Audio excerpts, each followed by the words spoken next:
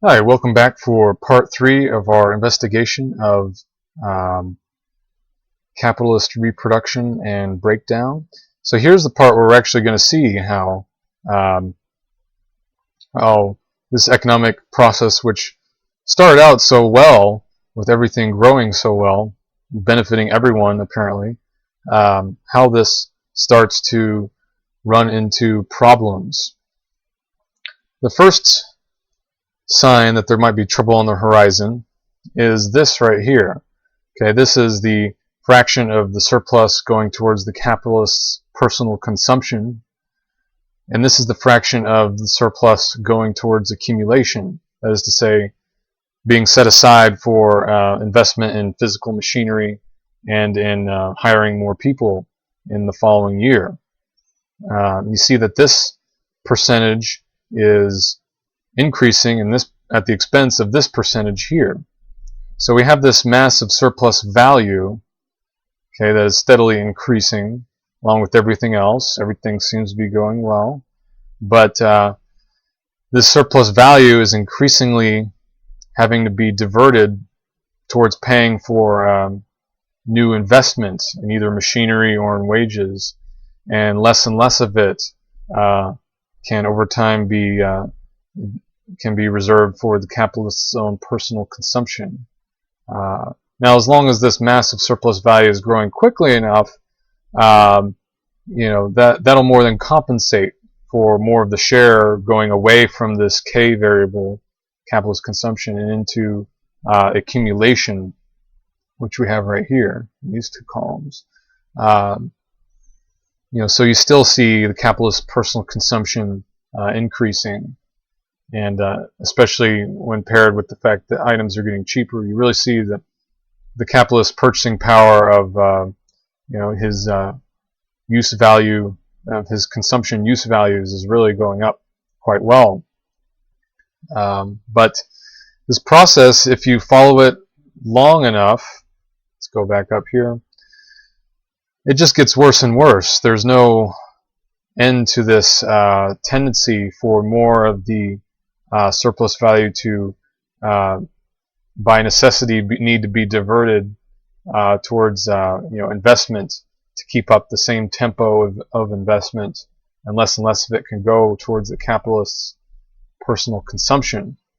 It just gets worse and worse until you get to this point of severe crisis here, where, as a matter of fact, the capitalists can't divert any of the surplus value towards personal consumption. It all has to go towards investment to keep up the tempo of expanded reproduction. And why on earth would this happen? What is going on? If we look over here at this is the capitalist consumption, gold that can be diverted towards personal consumption. It goes up for a time, and then it kind of levels off, right? Let's see, right in here, yeah. And then it starts plunging, all right? So what is going on? If you look right side by side of this, is this massive surplus value, and this is steadily increasing. This is increasing this whole time. It never stops decreasing, all right? But meanwhile, the capitalist's personal consumption fund does start decreasing. So where is all this money going? Well, I'll show you where it's going. Right over here.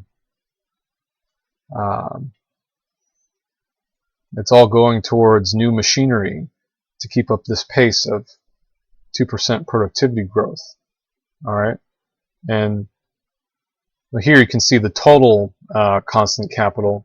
Here you can see the increment that's being added each year that needs to be set aside for each new year's addition to the means of production. And you see this really grows. It's growing at 4% per year, which must by necessity, if productivity is going up by 2% a year, times 2% more workers working machinery. And you've got this accumulation rate of 4%, and this just starts to swallow all of the surplus value. It's almost as if both the capitalists and the workers are serving the machines, more than themselves in a certain sense. It's not. It's kind of a way of, kind of a slightly misleading way of phrasing it, but that's how it almost might seem at first glance. That all the money is going towards new machinery rather than towards the capitalist personal consumption. It's kind of a strange paradox. Another way of showing this is showing this problem and where it's coming from is to look at this metric here, which is the constant capital needed per additional created job that gets to work with state-of-the-art machinery. So in other words, let's say as a capitalist you want to be a job creator, you want to create jobs for your local community, but you can't just create any jobs. You have to create jobs that will be of state-of-the-art productivity, or else the jobs will not be profitable. If everyone else has got automated machinery and you're having your workers work with hammers and hand tools, exactly, your products are not going to be produced at a profitable price. So you've got to have state-of-the-art machinery. And you see here the cost of employing another person with state-of-the-art machinery starts to skyrocket as the machinery becomes more and more high-tech, more and more labor-intensive, and as existing accumulated human labor in the form of machinery starts to replace living human labor, and because as part of the labor theory of value, value only is generated by the additional living labor added to the production process, whereas the physical constant capital only preserves its value and only transfers its value into the end product.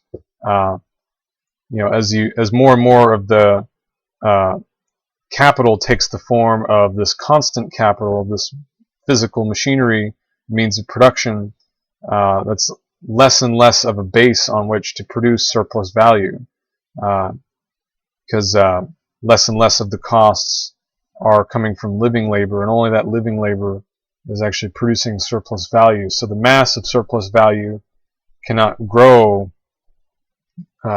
quickly enough to keep creating jobs, when to create a new job you have to invest so much in machinery to equip that new worker. That's the basic problem that you see here. To add another job with state-of-the-art worker who's equipped with state-of-the-art machinery, you have to raise all this constant capital first, and this really eats into all the massive surplus value. So how can we address this problem? Because it does need to be addressed, because starting really at this point right here, where the capitalist's purchasing power of his consumption use values tops out, the capitalist does not have any more incentive to continue this regime of expanded production. It's actually producing less money for him the more he invests in this machinery. So at this point, if the capitalist were to follow his incentives to make the most money for his personal consumption, he would cut back on hiring, he would cut back on investing in higher productivity and more machinery. And capitalism's raison d'etre, its reason for being, which is to develop the means of production and develop the output to produce greater wealth over time and employ more people over time. Suddenly, capitalism isn't able to do that in this situation where the capitalist no longer has the incentive to do this, to participate in this process of expanded reproduction. So something has to be done to reverse this fall in the capitalist's consumption fund. Perhaps capitalists should just spend less on wages and on new machinery if all the money's going there. Well, we'll see what happens next time if we make some cutbacks in those areas.